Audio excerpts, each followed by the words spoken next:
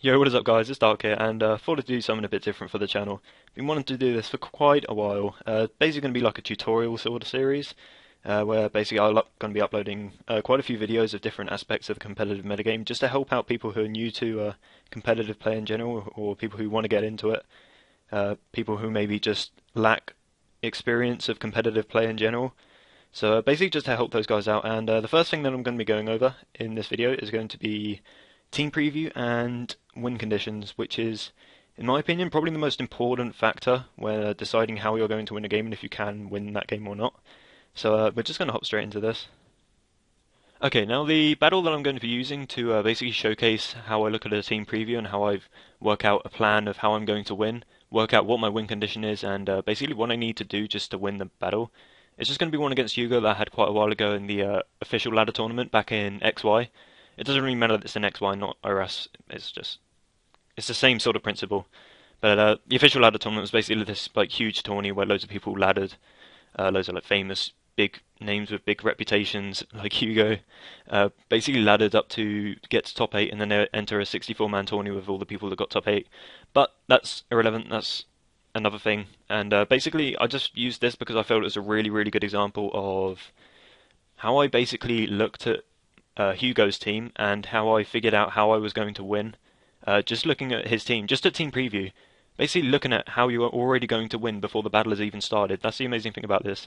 And it's crucial to do this because if you don't have a plan of when you go into a battle, then you're just going to be aimlessly making plays without a real goal. Like you need a goal to win. You need something to aim for. So this is basically where you do that. Okay, so onto the practical example of this battle. Basically, going into this battle, looking at the team preview, looking at Hugo's team, the one thing that's going to be quite annoying for me is going to be his Venusaur. It's really annoying to switch into, and it walls significant members of my team, being Keldeo, Clefable, it walls Excadrill, it walls Tyranitar, so it walls 4 out of my 6 Mons. And getting Zard and Latios in versus it can be really difficult because if rocks are up, Zard is not a switch in at all.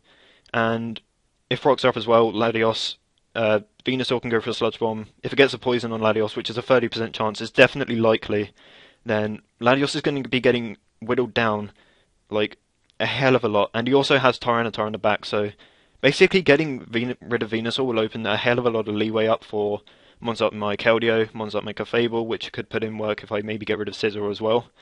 But basically, I'm looking to make my Keldeo as my win condition, as it seems to put in the most work versus his team. So getting rid of Venusaur is definitely a priority for me. And this is basically this is me working out how I'm going to win the battle from here.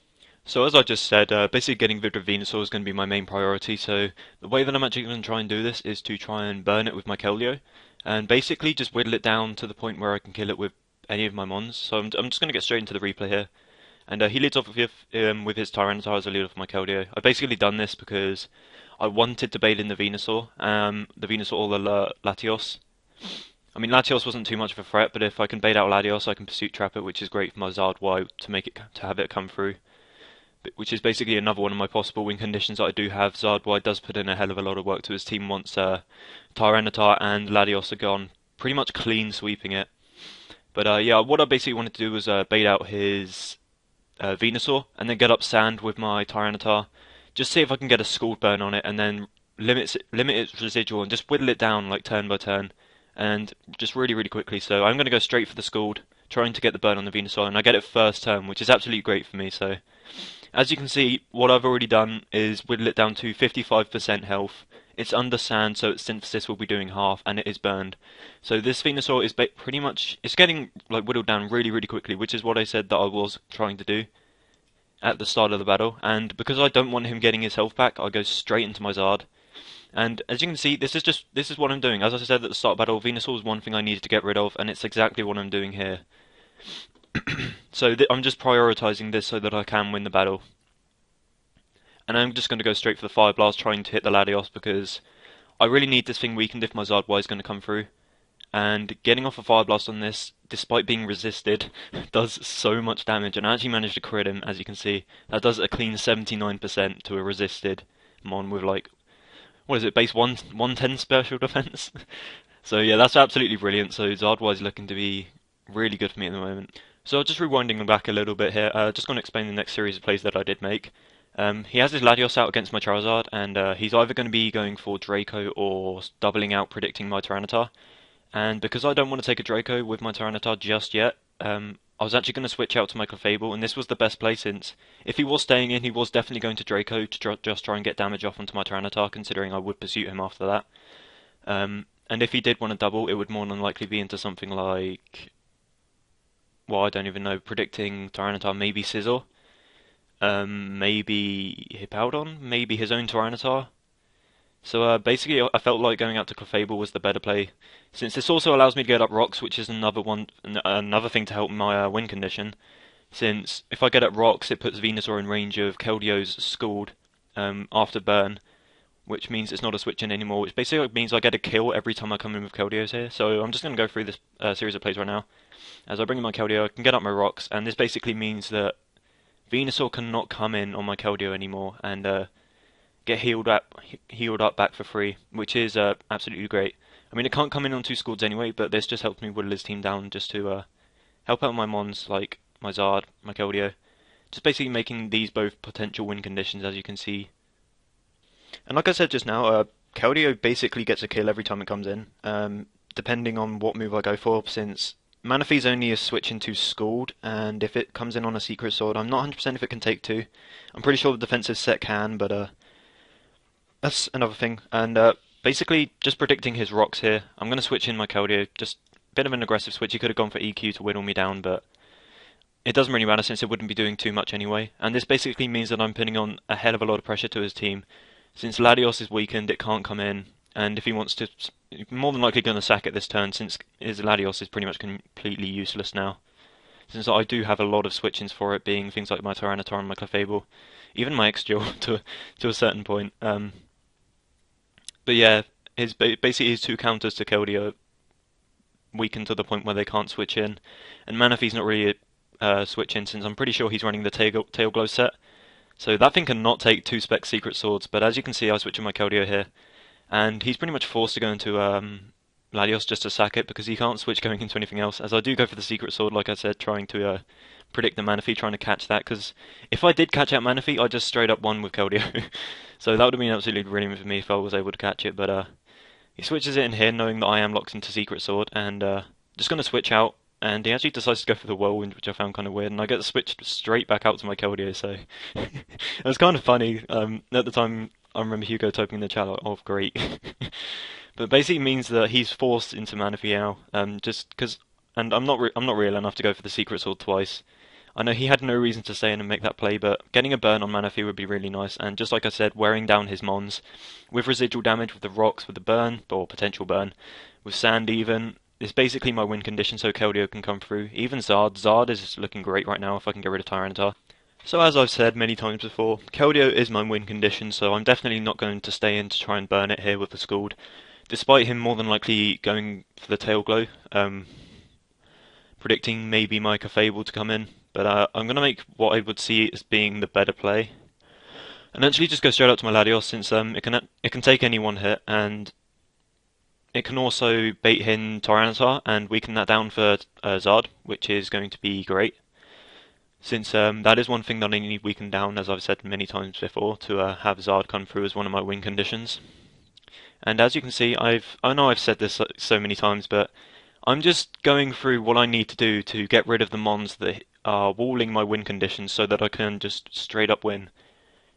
And I figured he does go for the Tail Glow here as I predicted, and Draco from Latios kills. So I figured I'd pull a double into my Keldeo predicting his Tyranitar, because I really want to catch it, and like I said, every time that Keldeo comes in it gets a kill. So I'm just looking for openings just to try and get it kills basically. Just so I can progress myself further in this match and put myself in a better position. And this was definitely a risky move on my part since Keldeo was my win condition and I was potentially risking it here, I guess you could say, but I can take an Ice Beam with it, even if it's a +3. So it just felt like a good play at the time. And it gives me another opening to get another kill with my Keldeo, so I'll double up to my Keldeo here predicting his T-Tar, and he does go straight into it. And he actually ends up going for Superpower here, revealing that he's Scarfed, which is kind of annoying since it weakens my Keldeo down to the point where it's like 3 turns of sand damage and it will go. Maybe 2 turns and 1 rocks. But it's also amazing for me, probably a misplay on his part, since I can just get rid of his Tyranitar, which basically means that now Keldio's weakened down, it's still going to be very useful, but I'm definitely looking to make Zard my win condition, since Zard clean sweeps him at this point if I can get rid of the rocks. So now my win condition is getting rid of rocks and then getting Zard in. So Keldeo is no longer looking like something that I will really need, so I just sack it off here. Keldeo's put in all the work that it needs to do. And this just gives me a free switch into Exeggutor. Like I said, this was my priority, getting rid of rocks. I don't really care if he SDs up here. I'm pretty sure that he wouldn't, since he's not Megazord. More than likely, I don't know, what kind of set would he be? I really don't know, maybe like Life Orb, no, not Life Orb, Leftovers SD, but that's irrelevant, that's completely irrelevant. So I'm able to get off the spin with my Exeggutor for free, and I'm keeping it in versus Hippowdon just because I don't want him to get rocks back up again. So I rapid spin them one away, he goes for Whirlwind. I get switched out of my Latios, which is pretty good. Depending on a roll, I can take out his Scizor with Draco plus HP Fire, but that's completely irrelevant. All I'm really looking to do at the moment is get in Zard. So I just go for HP Fire here, and obviously it's a roll, so I get a low roll, but it's completely irrelevant. Just gonna skip past a couple of these turns, I think. No, because I bring out my Zard now. I was just bringing out my Zard on a predicted roost. I just Fire Blast and get kills. And at this point, there's nothing that Hugo can actually do. Zard just clean sweeps the rest of his team. I'll go for Fire Blast again, just in case he wants to switch out to like Venusaur or Scizor, just trying to piss me off. But yeah, Hugo forfeits at that point, and as you can see, this is basically how I went through the battle and won. I just made sure that everything was weakened down so that my win conditions could come through. Things like the Tyranitar, I got rid of that. Venusaur, burnt it, whittled it down with rocks and sand.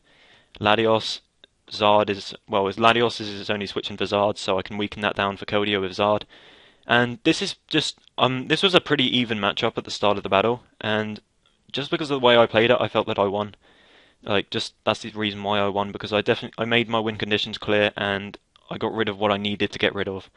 So that's basically how you look at a team preview, decide what your win condition is going to be, and then you look at what mons on your opponent's team, wall's your win condition, and you basically find a way to try and get rid of them. Create openings for mons which bait them out, pull doubles, whittle them down with residual if that's what it takes. And I'm hoping the example has helped you out a lot with how to get rid of mons like this. Now, obviously, there are some matchups that you just cannot win if your opponent plays the team correctly. Taking this one, for example, this was also in the official ladder tournament, and it was against Little Manaphy. Their team is pretty much unbreakable for mine because my team is kind of still weak. Keldeo can't really do anything to this team despite being very good against it because of mons like Cresselia, which take hits from both stabs, I'm fairly sure.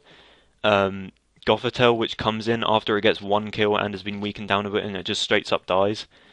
Alomomola can also come in against it, and even if I burn it with Scald and have HPA Electric with Specs, it's still a switch in for some stupid reason, but my Clefable doesn't do anything because it's not Calm Mind and it would get destroyed by Goth anyway. Exeggutor can't do anything because Cresselia walls it, Alomomola walls it, Chansey walls it, Skarmory walls it. Tyranitar is okay in a matchup like this, but I have to play excellently if I'm going to get rid of Chansey, because Chansey walls my entire team. With the combination of cores like this to take Secret Sword from Keldeo, like Cresselia for example.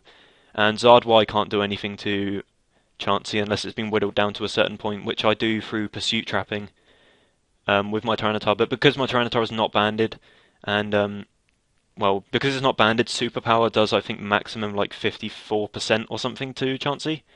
And it's just not enough because it can't even 2-hit KO.